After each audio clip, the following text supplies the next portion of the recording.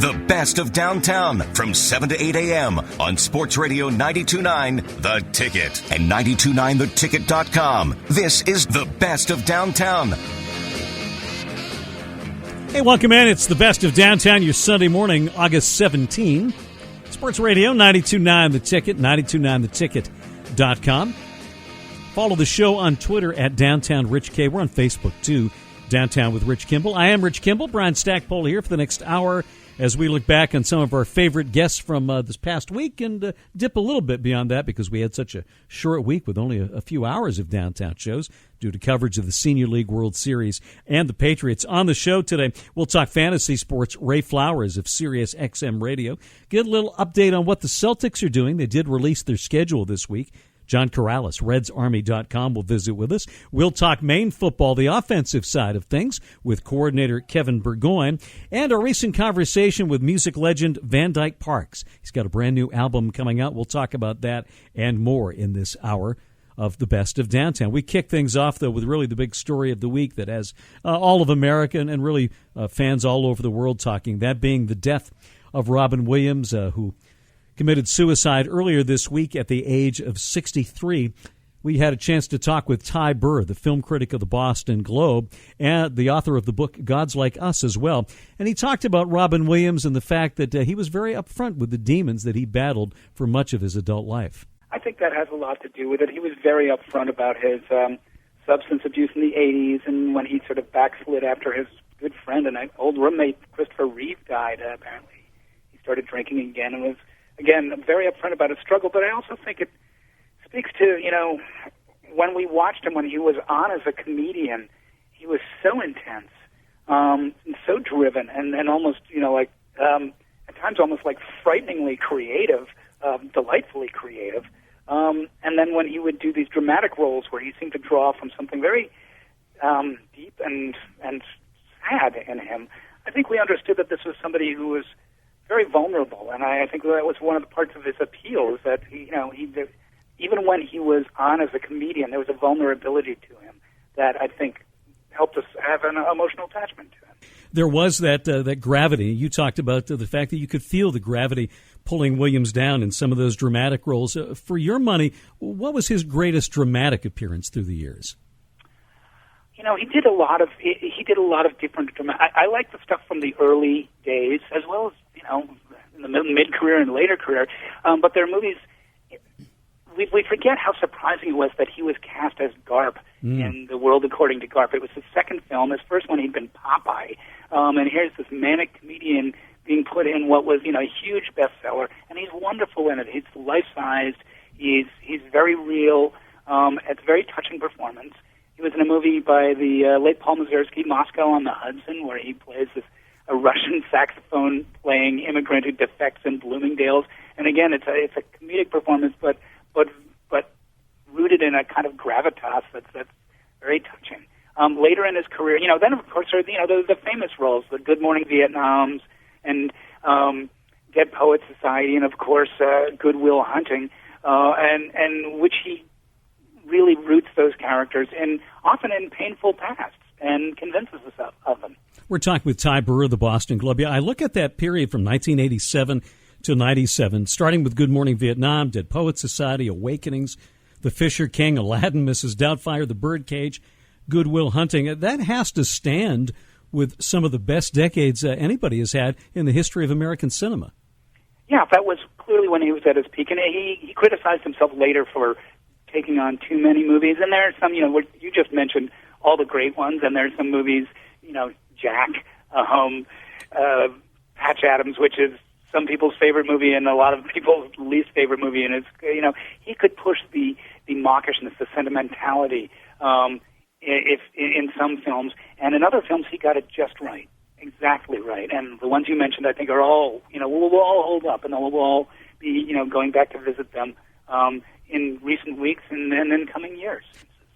You shared the story in the column today, and it was also in the book Gods Like Us. Could you tell the story about your brief encounter with Williams back, I think it was in the 80s in New York?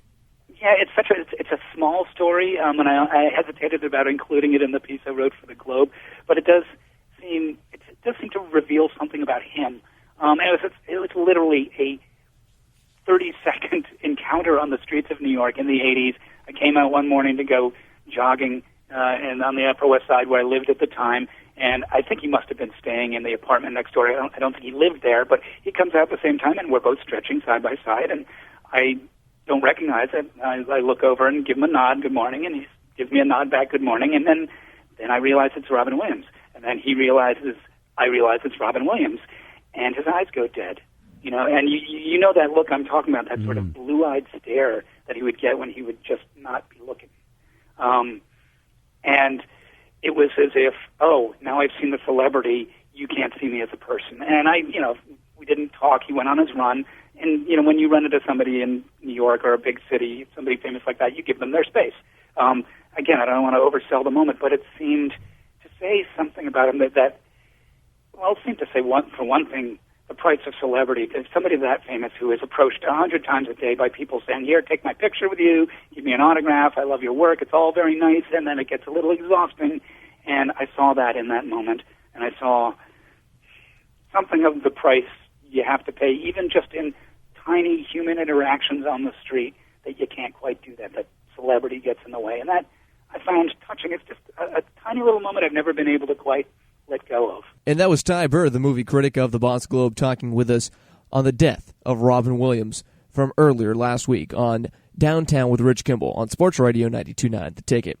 You're listening to the best of Downtown for the 17th day of August 2014 here on Sports Radio 92.9 The Ticket in the wee hours of this Sunday morning. Glad to have you alongside with us. We got a great show still left to come, including after this next break. We'll check in with one of our favorites, fantasy expert Ray Flowers, not just in football, but in baseball as well. He'll talk a little bit of both with us when we come back from the break here on the Best of Downtown, Sports Radio 92.9 The Ticket.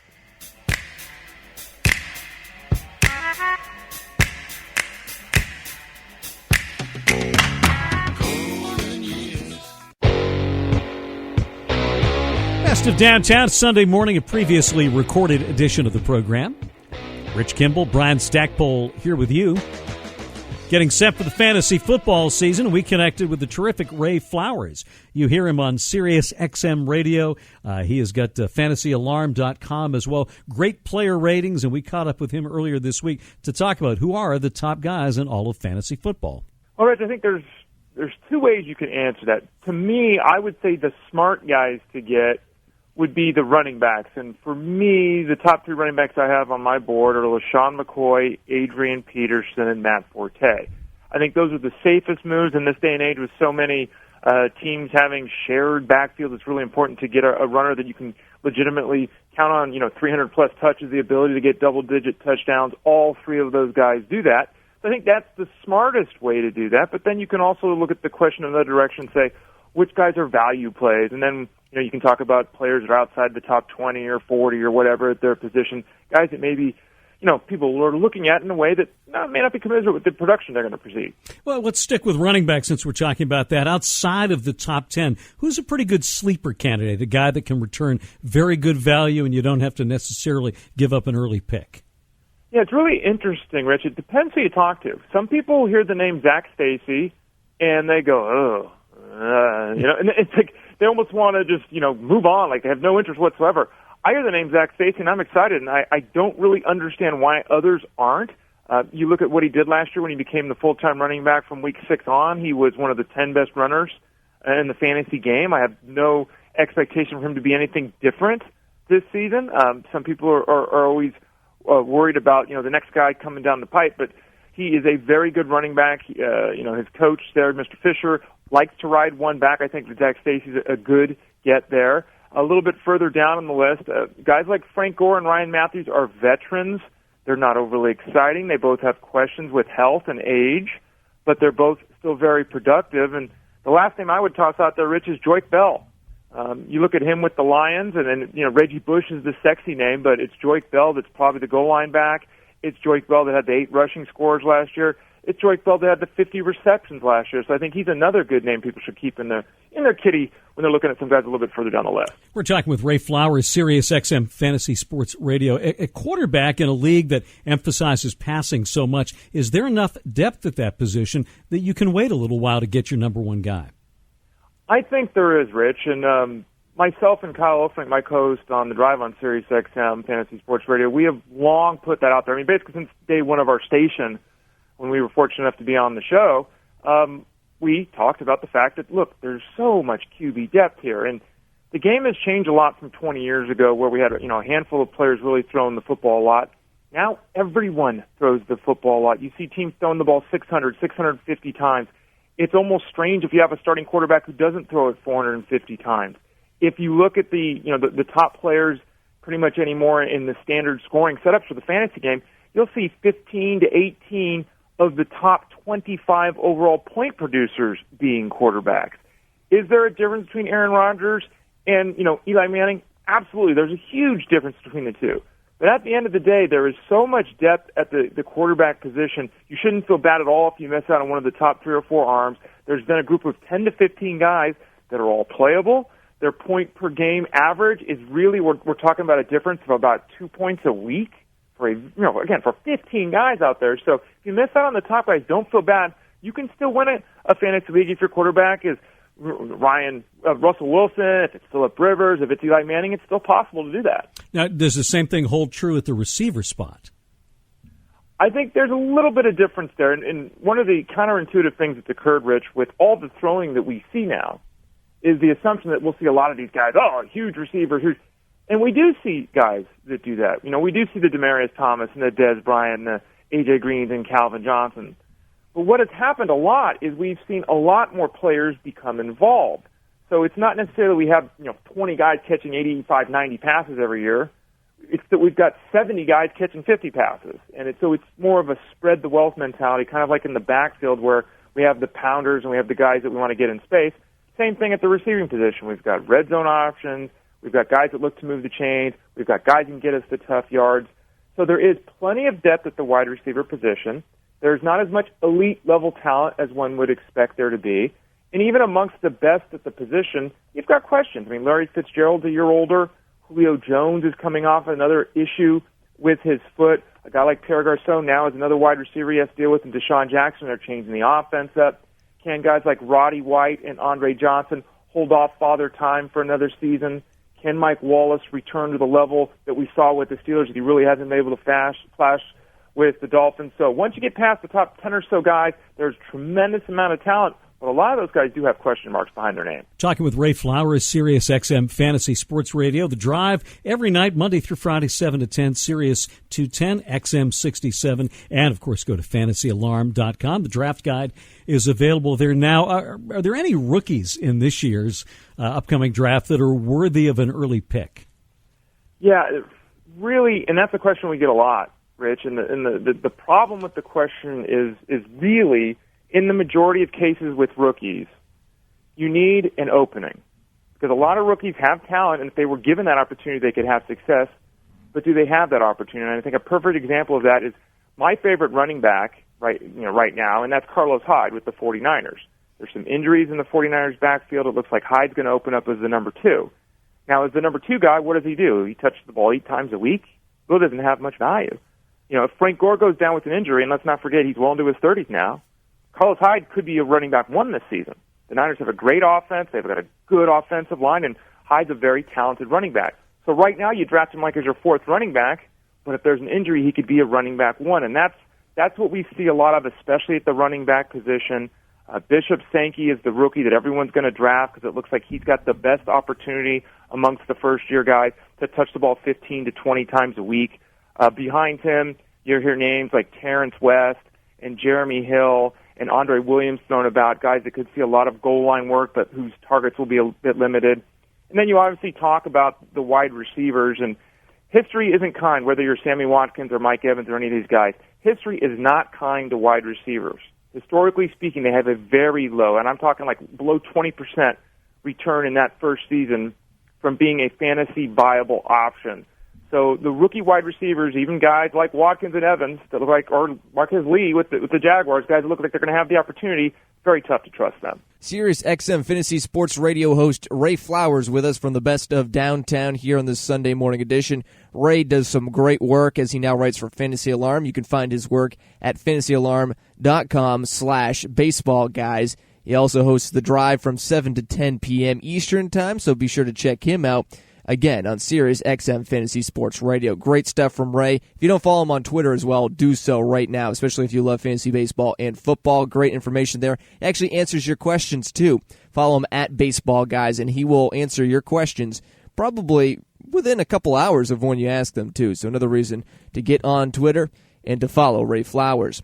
This is the Best of Downtown for the 17th day of August, 2014. Glad to have you alongside us again for this edition of the program. As I mentioned before we head into the last break, we still have a lot to come, and I am not kidding. We still have much more to talk about, including a little Celtics talk in the offseason with John Karalis of RedsArmy.com. He'll talk about the schedule being released last week and also the lack of fireworks from the Boston Celtics this offseason. Thought there'd be a lot more? We'll ask John why there wasn't any. That much more still to come. Best of Downtown, Sports Radio 92.9.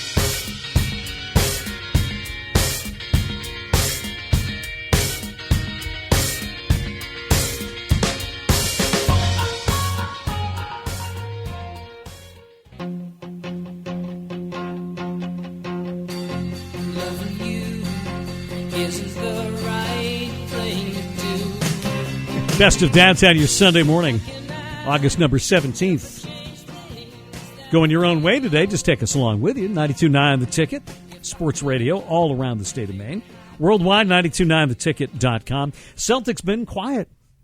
Where are those fireworks? We haven't had those yet this summer, but before you know it, they'll be out there in preseason, and we'll be off for another interesting year of the rebuilding process for the Celtics. We caught up with our friend John Karalis of RedsArmy.com on Thursday to find out exactly where the Celtics are on this rebuild. Yeah, they open up with Kevin Garnett, presumably, and the Nets, and then they immediately go to Texas for the Rockets and Dallas, and it's going to be tough.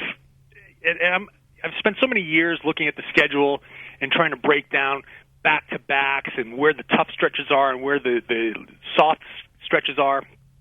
The problem with the Celtics this upcoming year is it's not going to be a lot better than it was last year. I hate to break that to you guys, but everything's going to be kind of a brutal stretch. So the beginning of the season is going to be especially tough, but there's really no break for them as far as we can tell right now. We're just looking forward to the dates where you circle. Like Paul Pierce is coming back home as part of the Washington Wizards on December 7th. That's one of those things you want to go check out.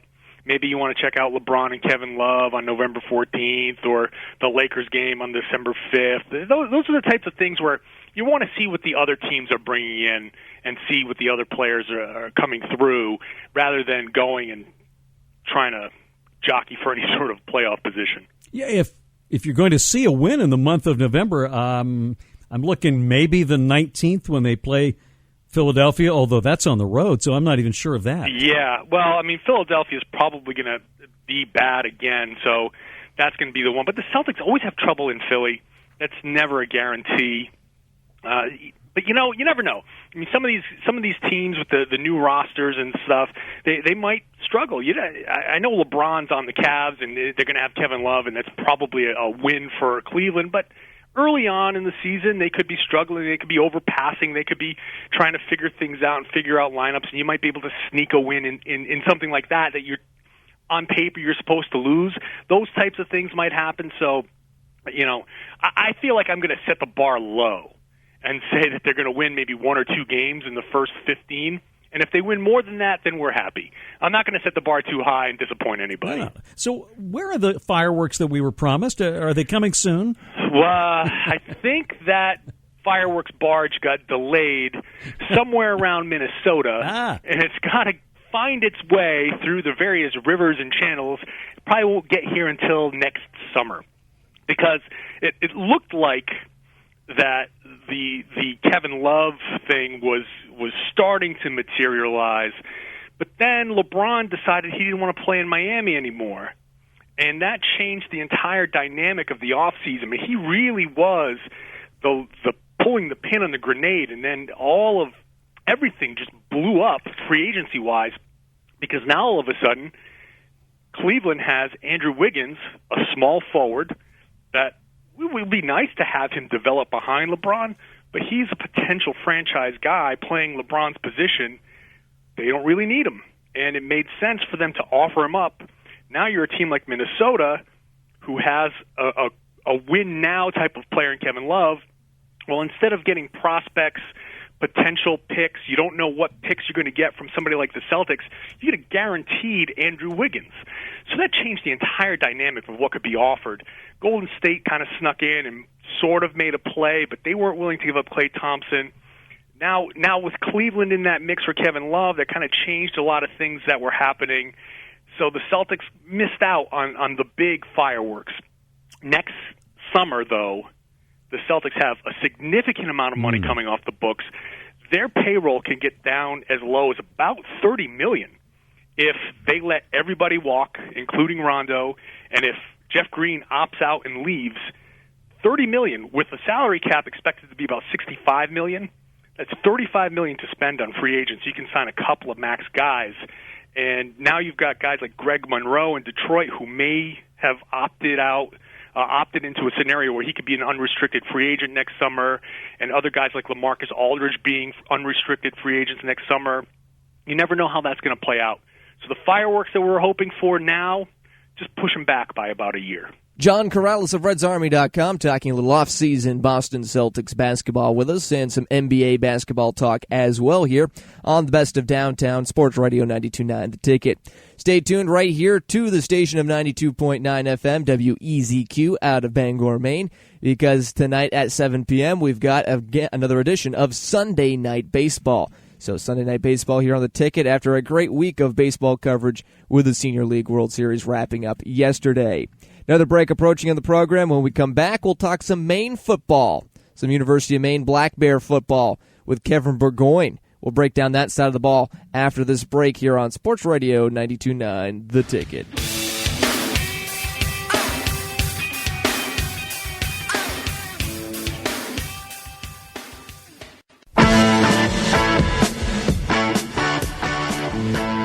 Best of Downtown. Little raspberries for you from the number one album in the country stack. The number one album in the nation is a 70s mixtape. Oh, really? The soundtrack of Guardians of the Galaxy that includes the Raspberries, Redbone, Elvin Bishop Band, 10cc, Norman Greenbaum. It's the first time in the history of the Billboard charts that a soundtrack album with no new music has reached number one. Now, when I hear that song, do you know what movie I instantly think of? I don't. Dazed and Confused. Oh, yeah, well, yeah, of course. Which also was a tremendous soundtrack, but a little bit more relevant back then. Yeah, absolutely. Anyway, we're here at Best of Downtown on your Sunday morning, less than 2 weeks ago to the start of the Maine football season, and we began breaking things down for the Black Bears about halfway through their preseason schedule. And on Thursday, we caught up with offensive coordinator Kevin Bourgoin to get a look at how things are shaping up on that side of the football. Going great. I think...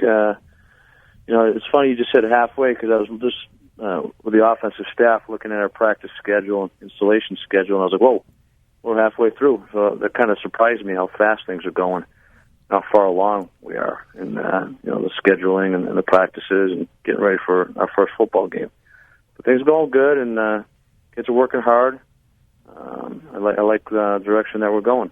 Well, after last year, a terrific season, some key losses, but also a lot of big returnees. Let's start with the offensive line. You lost 3 key guys last year in Hook, Gackos, and Patterson, but you've got some guys with experience coming back, Bruce Johnson, Carricker, Chase Hoyt, Ben Vetzel, who have at least seen some time out there. How's the line developing? It's going good. The thing that I think that I see that's happening, that we're fortunate, we're lucky, that we've done a good job with is, in the past we've had 5, 6, 7 guys. Sometimes there's 5 guys that could play for you. And I look at the depth of that unit, and I think we're going to have soon about 8 or 10 guys that can play for us. And at the 1AA level or at any level, if you get 8 to 10 offensive linemen that you think can play for you, you're in pretty good shape. So I like the talent. I like the depth. Obviously a little concerned about the experience from a standpoint that we did lose some guys that have played for us. But, Tyler Patterson last year, our starting left tackle, came into last season not starting any football games for us and at the end of the year, when we look back at it, he's probably our best pass protector at the left tackle spot. So I think we've got some players. I think we've got some talent there. It's going to work itself out when some of these guys get some experience in play, and you guys will see that when we start playing. Well, when you talk about depth, I look at that receiver core. I two of the best guys, I think, in the league coming back, and Artie Williams and DeMar Altman, Jordan Dunn, who's looked awfully good in preseason so far, and then some guys like Hardy, Azuma, and even this true freshman, Micah Wright, that looks awfully good. Yeah, I think Coach Kaz and I always talk about Artie Williams and DeMar Altman, and neither one of those guys have been all-conference players from being named that or nominated for those positions or have earned that, but I think they're both just as talented as any other receiver in the league. They can run, they can catch, they're fast, they can make people miss, and I'm expecting both of those guys to have great seasons for us. And then behind those guys, or playing with those guys, you have Jordan Dunn, who I think is just as talented and has just as much ability, and I'm looking for him to kind of have a breakout year this year. He's had a great camp for us. He's a big receiver, got great hands, runs good routes, good blocker. He's probably our best overall player at that spot. You can do a little bit of everything with him. He's been an inside receiver for us. He's been an outside receiver for us, so he's played in multiple positions. And now that he's given the chance to, because last year he was behind John Ebling, who was probably our best receiver, and now that he has a chance to play a little bit more, you're kind of seeing that at practice. You're starting to see his ability come out a little bit. And then I think with John Hardy, you got a guy that great blocker, great attention to detail, knows all the assignments, knows the offense. He's an older guy, plays hard, plays physical. Can play a lot of positions for us. So I think that we're going to get an opportunity to see him play too. And Justin Flores, who was our punt returner last year, who also I think has a lot of ability at that spot, who guys being behind Derek Johnson, John Ebling, Justin Perla hasn't really played a lot. And then Micah Wright and Jaleel Reed and Azuma are other guys that are getting a lot of reps because of we don't have a lot of numbers at that spot right now, and a lot of depth at that spot. And what's happening is a lot of those guys are getting a lot of reps. They're playing a lot of snaps at camp, so you're kind of seeing some of those guys come out, make plays, and impress the coaching staff. So there's some good players there. We're talking with Maine's offensive coordinator, Kevin Bourgoin. Tough shoes to fill at tight end with a guy who's in an NFL camp right now, but you've got some talented guys there and some people that I think folks are excited about seeing get more opportunities. Yeah, it's funny because we're not a Stanford, Alabama kind of offense where, 2 tight end, 3 tight end, 2 back kind of team.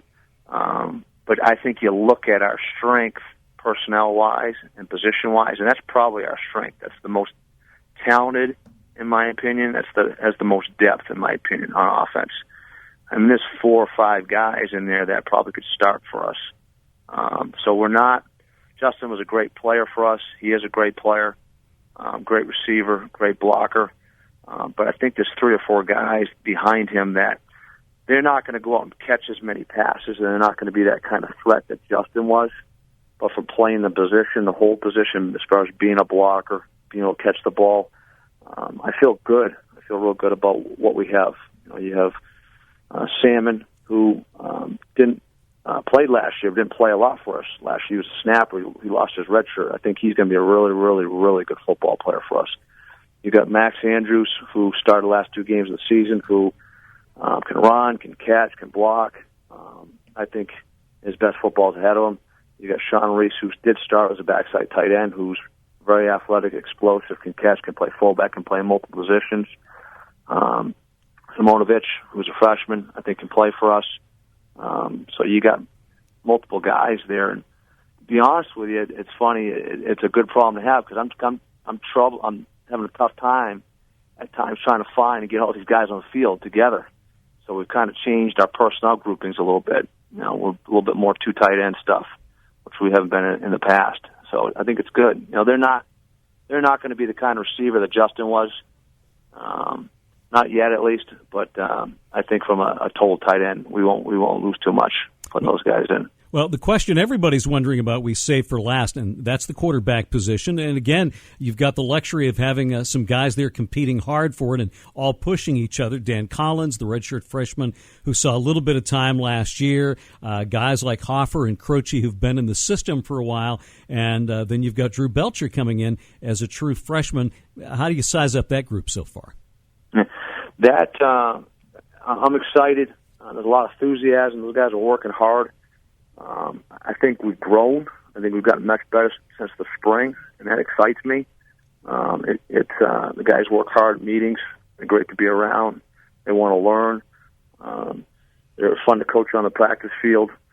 We're right now going through the stages where it reminds me a little bit of Marcus, his first year as the starter, and Warren Smith's sophomore year as starter, where these guys right now are going up and they're practicing and they're making mistakes, but they're learning from their mistakes. So for a lot of these guys, it's the first time they've run a protection, or they've made a certain throw, or they've had a certain read. It's easy to be in a meeting and draw it up on the board and ask a question and review it off of film, but that's part of the learning process. That learning process is to go out on the practice field and to throw a post ball into cover 3 and have it intercepted and come back and say, okay, no, I can't make that throw. Or on the positive, make a touchdown throw and say, okay, that's the right throw, that's the right read, made a big play. And I think that's what you're seeing right now from those guys there. Again, it's easy to study it, to do it in summertime, to sit in meetings and go over it, talk about it, answer the question the right way. But there's also the part about, hey, I got to go out and I got to make this throw, I got to make this read, I got to set this protection. So we're doing some good things and we're learning. Maine offensive coordinator Kevin Bourgoin from Downtown with Rich Kimball talking about the upcoming season and what the Black Bears are trying to do on offense coming up for this season. And possibly another transition year for them, but it could also be one that's playoff bound. We shall see. Still a lot of football to be had on the gridiron of Alphonse Stadium and throughout the CAA. This is the Best of Downtown here on Sports Radio 92.9 The Ticket. Glad to have you alongside us in this early morning edition of the program. We'll take another break. When we come back, we'll re-rack an interview from a little bit earlier on in downtown, back a couple of weeks ago with Dyke Parks, the legendary musician and songwriter. We'll talk to him about his new compilation album of movie scores and also some of his career and latest outspoken work against some of these music streaming systems. That and much more still to come here on Sports Radio 92.9 The Ticket, the best of downtown.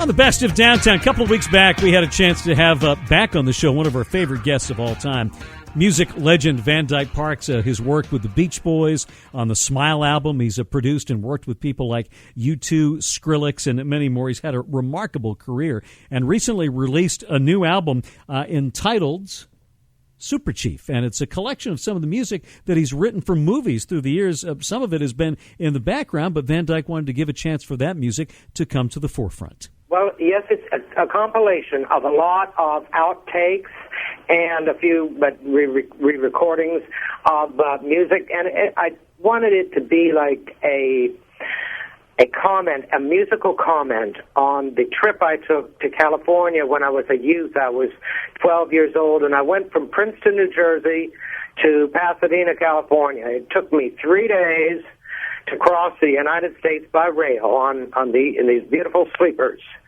And that's the way everybody got to California then. And I could say it takes 3 days to get to California sometimes, but it takes a lifetime to escape it. So sometimes when I look at Maine. Yesterday I looked on a Google map at Maine.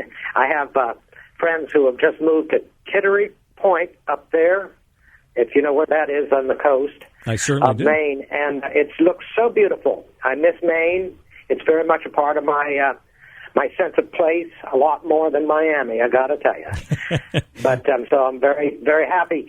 I'd like to reveal that trip that I took in musical terms so that people can understand the enormity of this great land and how beautiful it is and how it completely impressed me to come to this Wild West place that I still see as a frontier.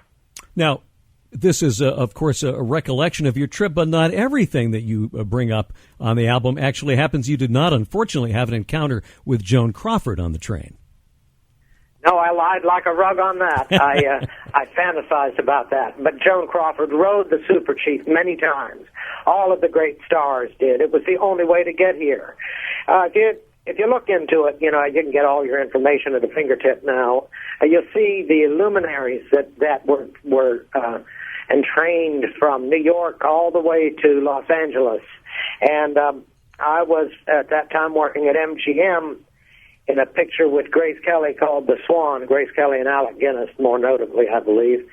But so it was filled with, if not stars, starlets, and I felt I could exercise a fantasy the way I saw it in fantastic terms. I mentioned that when I was coming out here at the age of 12, the first book I read on the place I was to come was My Name is Aram by William Soroyan, the great Californian Pulitzer Prize-winning author, told me about how people lived as farmers in California. So I was eager to come here, and I'm just so grateful. I'm 71 now, and I've just had an opportunity to put out a new record. Most folks aren't buying records these days. They like to get free stuff. It's collapsed the industry. But here I continue with my cottage, and it works. And to dance as if nobody were looking, and to make music even though no one may listen. Well, we will talk about that free stuff in a moment. Your trip, though, that you made in 1955, you saw a very different America than anyone might see if they made a similar trip today. Does it sadden you to see what I guess I would call the homogenization of our towns, that you can travel from city to city, burg to burg, and they tend to look all the same these days? Well, let's look at it with anecdote. For example, this year, we may lose the monarch butterfly. Everyone takes it for granted. It's been with me all my life. That beautiful butterfly that goes from a place in Mexico to Trans-Canada. It takes 3 generations for it to go to Canada from Mexico through the United States and then go back to Mexico. 3 generations. How is this incredible intelligence contained in such a small brain? We can only wonder about the monarch, and what a name, a beautiful name for a beautiful butterfly. And it may die this year, be extinct because of the herbicides that Monsanto has put onto our once prairie states. So there are all kinds of aspects, different things that happened on the train ride, different advantages that are not there. But yet, what's amazing is what's still here and the potential of this incredible land where people are climbing over barbed wire to get in because they know that we live in probably God's pocket is what I put it. Here in America, we've got it in great variety and splendor. I'll tell you, if I were to compare the coast of Maine, which I enjoyed in '64 when I was working for the Brandywine Singers, we sang folk music. Well, it's amazing the difference between then and now. But there was one thing I learned about Maine's coast. It's a strikingly dramatic experience, all aspects of it. The coast here is, well, pretty ho-hum. I mean, it's a beautiful river of sand that goes from North California down to the Gulf of Mexico. But, you you can't beat the beauty where you are, Rich, and I'm so delighted that to get your attention, to know that you will support the arts, that you think that they have a place in a mindset that thinks about competitive sports. I just want to name drop one thing, Rich. Of course. My cousin Gary Dunn was a Pittsburgh Steeler, and he got 3 big diamond rings to prove that he was super in the Super Bowl. So sports and music, arts and science have always been part of the same goal in our family, and I'm delighted that you show such an incredible elasticity, being the sportscaster celebrated as you are and stuff. I'd like to call you sometime and do an interview about you, Rich. Super Chief is the brand new album, Music from the Silver Screen. We're talking with Dyke Parks here on Downtown. Now, the other thing that you've been doing of late is stirring the pot just a wee bit with a column on the Daily Beast talking about streaming music and what that does and doesn't do for those creators of the music. And let's talk a little bit about that. You cited the fact that you worked recently collaborating on a song with Ringo Starr, and you calculated your bounty that you two might receive from that through streaming services, and suffice it to say, it will not be enough to retire soon. No. What we wonder, I said to the Star, I said, what do you think our day rate is? What are we going to get out of this? Well, we based it on 100,000 hits on Spotify. We would have made roughly $40 that we'd split in half with our publishers, by the way, which about covered the gas it took for me to get to my house in the boonies to his house in Beverly Hills.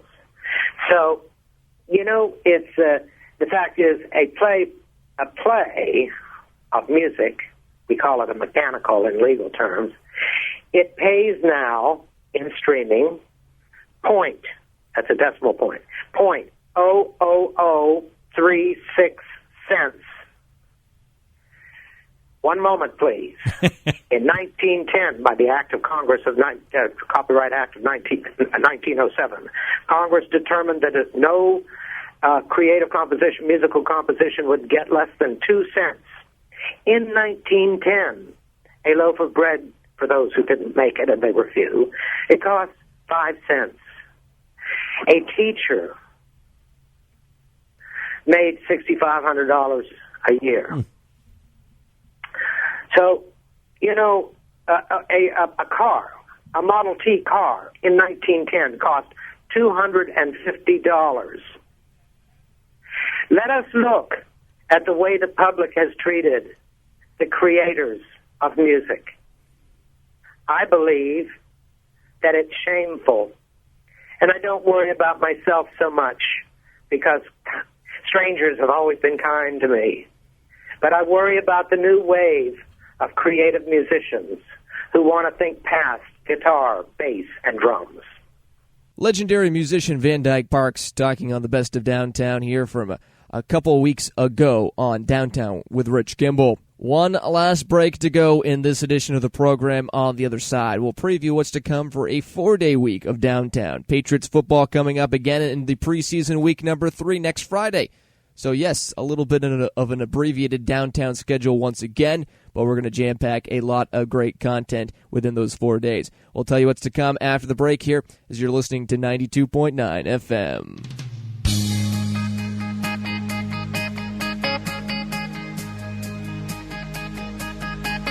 Life ain't all that easy. I can testify to that. That's just about going to do it for our Best of Downtown Sunday morning edition. Thank you for being with us. And thanks to everybody on the show. Dyke Parks, Kevin Bourgoin, Maine football, John Karalis, Sirius XM Radio's Ray Flowers, and the film critic of the Boston Globe, Ty Burr, for sharing his thoughts on the late Robin Williams as well. Tomorrow morning, Dale Duff, Clem Labrie get your day started in their own unique way. The morning pitch at 6 a.m. on 92.9 The Ticket. We're back, my gosh, Stack, a full 2 hours. What? I know. It's going to have to actually work for 4 days. 4 days. We'll get Friday off for another Patriots game. As long as it's not 10 hours next week. No, we could not do that. We have to build slowly back up to that. All right, good. Yeah, we got some time. But we will be with you for 2 hours tomorrow afternoon, and we're swinging right into football season in a big bad way. Gary Tangway talks Patriots with us. We'll get the defensive side of things for the Maine Black Bears with coordinator Joe Harris-Simiak. Also put the wraps on the Senior League World Series. Alan Adams of the Maine Edge with movie reviews for us. Steve McKay's weather and more. It's all coming up Monday afternoon downtown here on Sports Radio 92.9 The Ticket from 4 till 6 p.m. Enjoy the rest of your weekend, and we'll see you tomorrow on Downtown. When you've got worries, all the noise and the hurry seems to help, I know. Downtown, just listen to the music of the traffic in the city.